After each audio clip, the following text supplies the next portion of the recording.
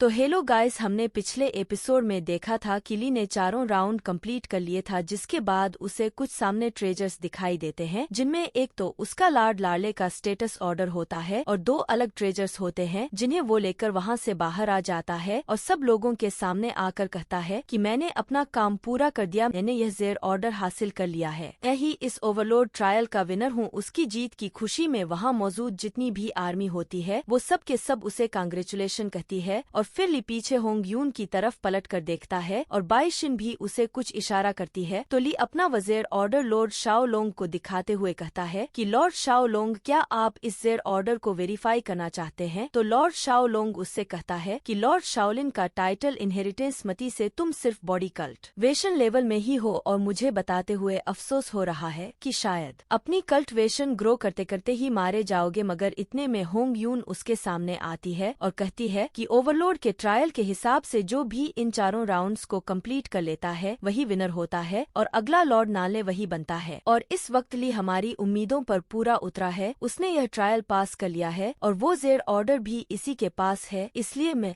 आज सब लोगों के सामने ये अनाउंस करती हूँ कि आज से हमारे बेसन किंगडम का नया लॉर्डस ली है। ये सुनते ही पूरी आर्मी जोर से चिल्लाने लगती है और कहती है कि किंगडम के नए लॉर्डस आपको बहुत बहुत मुबारक हो। और दूसरी तरफ हम लोग तेलाई को देखते हैं, वो बहुत ज्यादा डरा हुआ होता है और वो लॉर्ड शाओ लोंग के कदमों में आकर गिर जाता है और कहता है कि प्लीज मुझे माफ कर दीजिए। पर लॉर्ड शाओ लोंग उसे लात मारकर नीचे गिरा देता है, जिसके बाद ली उसे देखता है तो वो उसकी तरफ आता है। यह देखकर तेलाई फौरन से ली की तरफ आगे बढ़ता है और कहता है कि ली प्लीज मुझे बचा लीजिए, मैंने जो कुछ भी किया है लॉर्ड नली मेशन को प्रोटेक्ट करने के लिए किया है और जो ब्लड ओथ है वो भी बिल्कुल रियल है, आप चाहे तो इसके लिए इन्वेस्टिगेशन भी कर सकते हैं। तो ली कहता है कि तुम लॉर्ड नली मेशन के चीफ हाउसकीपर हो और मेरे ख्याल से तुम्हें लॉर्ड नली मेशन के सारे सीक्रेट्स का भी पता होगा और मुझे लगता है कि शायद तुमसे गलती नहीं होनी चाहिए क्योंकि तुम्हारे पास लॉर्ड नली मेशन के सारे राज होते हैं। ये कहने के बाद ली एक सिपाही से कहता है कि चीफ हाउसकीपर को यहाँ से ले जाओ और उन्हें मेशन में एक अलग से कमरा दे दो और उन्हें वहाँ पे 3 टाइम का खाना दिया करो और साथ में इस बात का भी ध्यान रखा जाए कि इन्हें कोई नुकसान न पहुँचाए। मेरी इजाजत के बगैर कोई भी इनसे मिलना चाहे तो उसे मिलने मत देना। यह सुनते ही वह सिपाही तेलाई के पास आता है और तेलाई ली को थैंक यू कहता है और कहता है कि अगर तुम ना होते तो शायद मैं अब तक मर चुका होता। जिसके बाद होंग यून लॉर्ड शाओ लोंग से कहती है कि आज के ओवरलोड ट्रायल में तुमने ना जाने कितनी ट्रिक्स ट्राई की है, मगर उसके बावजूद भी तुम नाकाम हो गए हो और अगर नेक्स्ट टाइम तुमने कोई भी ऐसी हरकत करने की कोशिश की तो फिर मैं तुम्हें अपने बेसन किंगडम के रूल्स के हिसाब से पनिश करूंगी। और जहाँ तक बात उस लुवजिक की है तो वो वैसे भी हमारे बेसन किंगडम का सिटीजन नहीं है, तो हम लोग बहुत जल्द उसे यहाँ से बाहर निकालकर उसके शवन मिंग किंगडम में भेज देंगे। ये सुनकर लॉर्ड शाओ लोंग को बहुत गुस्सा आता है, मगर ना चाहते हुए भी उसे होंग यून की बात माननी पड़ती है। जिसके बाद ली होंग यून की तरफ पलट कर देखता है तो होंग यून को देखते ही अचानक से वो शर्माने लगता है। इतने में बाई शिन उसके पास आ जाती है और कहती है कि कांग्रेचुलेशन, तुम आज हमारे लॉर्ड नाले बन गए हो। ये सुनकर ली उससे कहता है कि यह सब कुछ तुम्हारी वजह से मुमकिन हुआ है, अगर तुमने मेरा साथ नहीं दी होती तो शायद मैं कभी भी ये ट्रायल पास नहीं कर पाता। और फिर अचानक से उन लोगों को लुवजिक की आवाज सुनाई देती है। वो कहता है कि यहाँ पे तो वो ट्रेजर्स मौजूद नहीं है। तो ली कहता है कि ब्रदर, तुम्हें आने में देरी हो गई है, मैंने वो सारे ट्रेजर्स ले लिए हैं। ये कहने के बाद ये सीन यहीं पे कट हो जाता है। अगले सीन में हम लोग देखते हैं कि वो तीनों एक रूम में बैठे हुए होते हैं और होंग यून ली से कहती है कि मैंने तुम्हारा लॉर्ड डली मेशन साफ करने के लिए कह दिया है, बहुत जल्द उसकी सफाई कंप्लीट हो जाएगी और फिर तुम वहाँ पे रह सकते हो। जिसके बाद तुम्हारी कल्टिवेशन में भी कोई प्रॉब्लम नहीं आएगी, वहाँ पे तुम्हें कोई डिस्टर्ब भी नहीं करेगा। ये सुनकर ली उससे कहता है कि तुम मेरे लिए जो कुछ भी कर रही हो मैं